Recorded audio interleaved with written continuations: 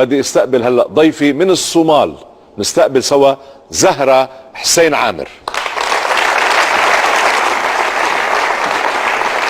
اهلا بزهرة، تفضلي. اهلا وسهلا.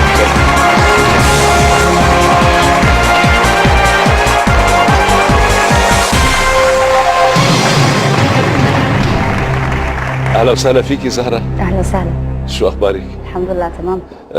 بس بدي اعرفكم على زهرة. زهرة من الصومال، مقيمة في الامارات، 37 سنة، عندها صبي وبنت، عندها بكالوريوس هندسي بالمعدات الطبية، وهي مديرة مبيعات في مركز دبي للتجارة العالمية. اهلا وسهلا فيكي. اهلا وسهلا. لك زمان بدبي؟ مولودة في الامارات. مولودة في الامارات. ايه. شو الاختصاص اللي عملتيه؟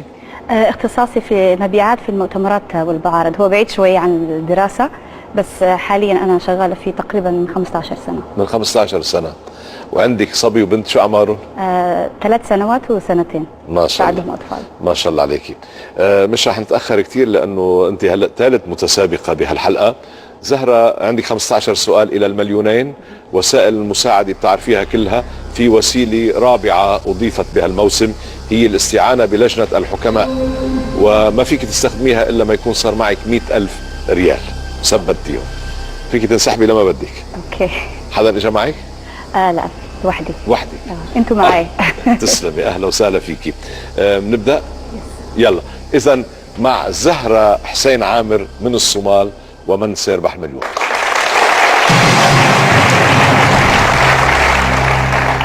السؤال الاول زهرة.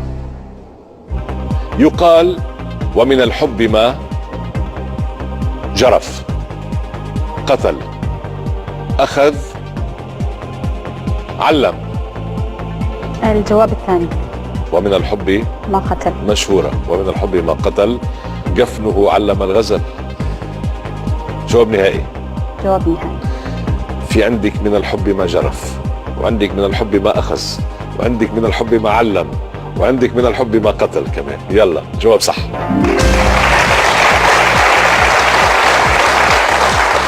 السؤال الثاني. أين توجد حاسة الشم لدى الثعبان؟ الأنف، الجلد، اللسان، الذيل. حاسة الشم عند الثعبان، عند الأفعى، الحية.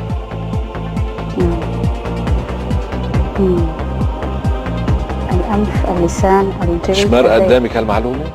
لا، بس لسان. لسان. جواب نهائي. جواب نهائي. شايفي الأفعى دايما بضل عندها اللسان هيك طالع، بتكون هي عم بتشم. الجواب صح.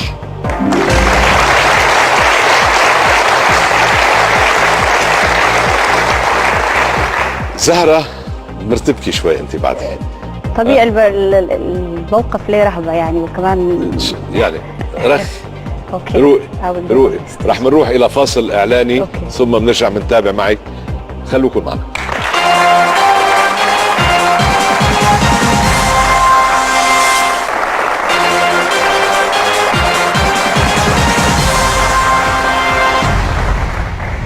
زهرة من الصومال، عايشة في الإمارات في دبي، عم بتشارك معنا بالمسابقة.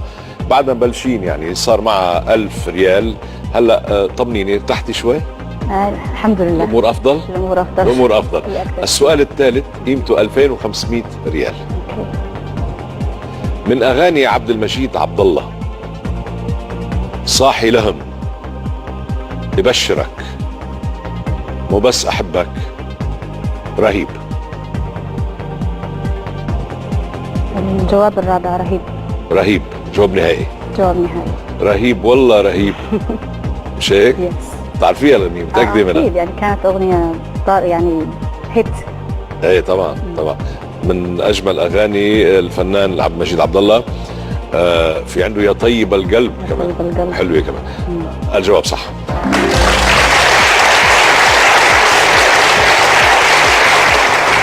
السؤال الرابع. يوجد مقر مجلس الأمن الدولي في نيويورك، واشنطن، لاهاي، لوس أنجلوس. مجلس الأمن الدولي.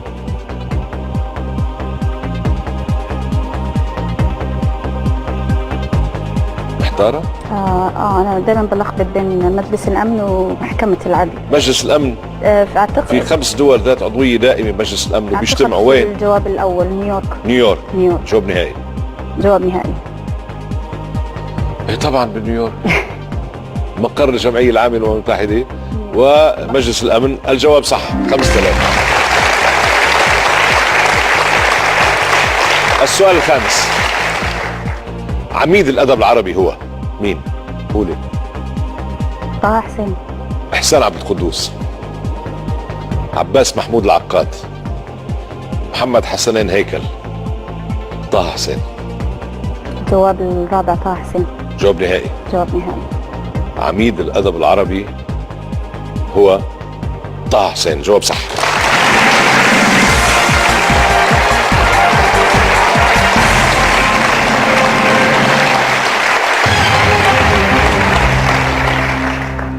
زهرة، أنا سعيد إنه أعطيكي شيك ب10,000 ريال. شكرا. لأنه ما بقى تخسري هذا. أوكي.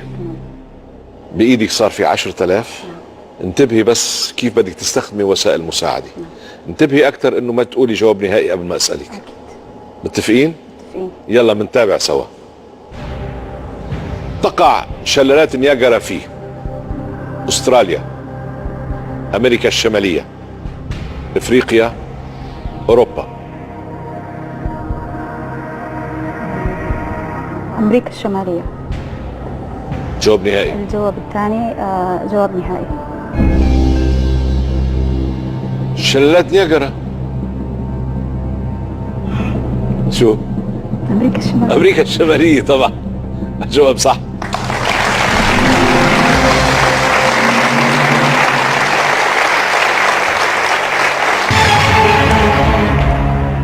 السؤال السابع. كم سنة استمر الاستعمار الفرنسي للجزائر؟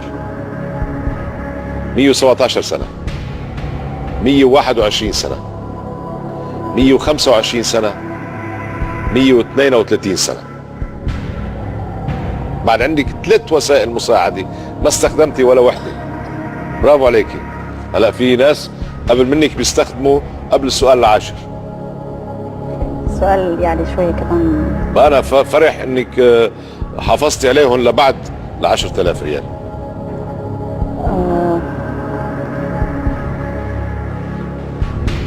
عندك فكرة عن الإجابة؟ بين الثالث والرابع. نعم. أنا محتارة. بين الثالث والرابع محتارة. أوكي.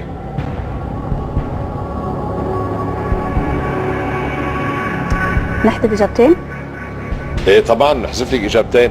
بدنا نطلب الكمبيوتر يحذف لها لزهرة إجابتين، يترك لها واحدة صح واحدة غلط.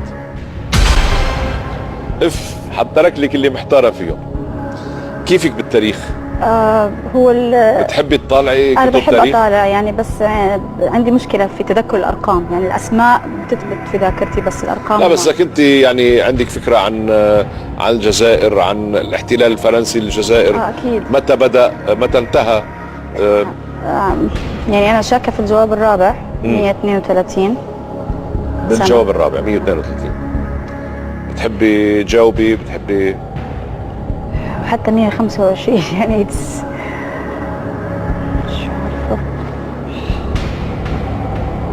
استعين بالجمهور. تستعيني بالجمهور؟ يا جمهور حضروا حالكم إذا بتريدوا. السؤال: كم سنة استمر الاستعمار الفرنسي للجزائر؟ عندكم أحد خيارين، أو الإجابة رقم 3 125، أو الإجابة رقم 4 132 سنة. اللي بيعرفوا بس يجاوبوا. تفضلوا، معكم 20 ثانية.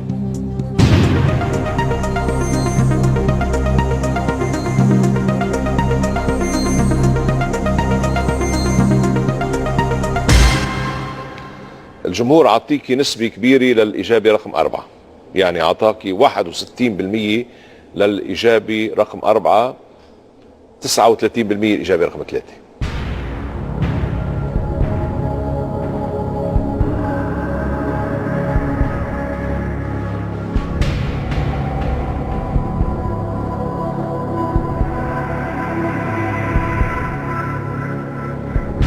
نروح مع الجمهور. تروحي مع الجمهور.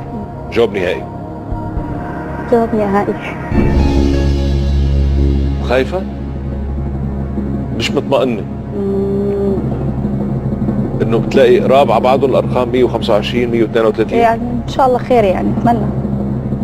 يعني في 7 سنوات فرق. شوفي، الجمهور اعطاكي نسبة جيدة، بس برضه بضل يخاف الواحد، برضه بضل يخاف. بعد عندك وسيلة مساعدة وحدة، الاتصال بصديق، لأنه إجابتك صح.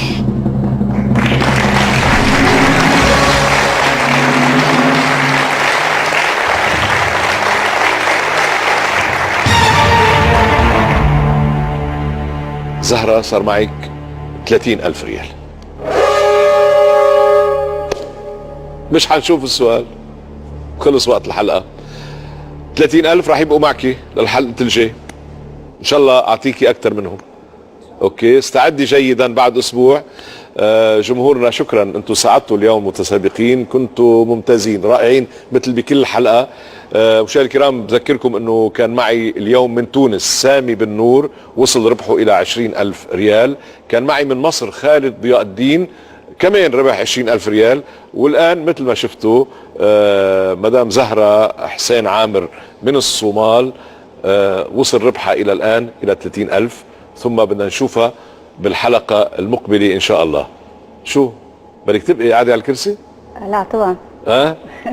شكرا. إذن إلى اللقاء مع الحلقة المقبلة من برنامج من سيربح المليون.